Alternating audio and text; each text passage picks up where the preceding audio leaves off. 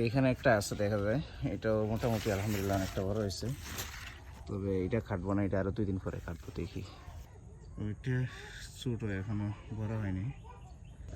ওই দিকে দেখা যাইতেছে ওইটাও ছোটো, ওইখানে আছে একটা, আর ওই যে ওইখানে আর একটা আছে।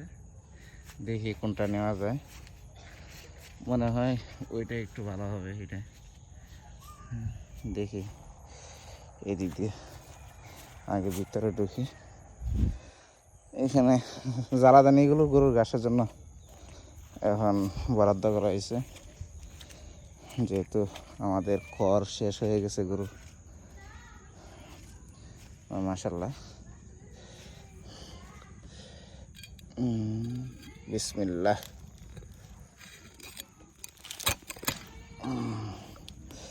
এই তো কেটে নিলাম।